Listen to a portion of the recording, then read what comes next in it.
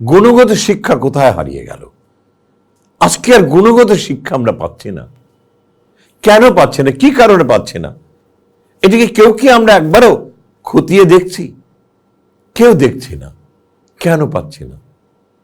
শিক্ষক মানে কি?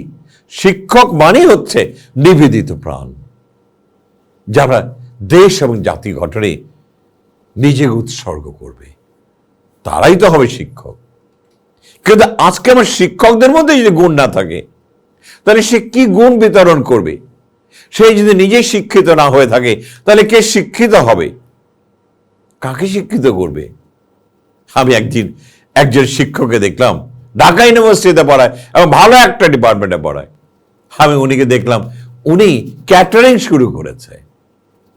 আমি অবাক হয়ে জিজ্ঞেস করলাম, আপনি ক্যাটারিং করবেন? হ্যাঁ হ্যাঁ হ্যাঁ।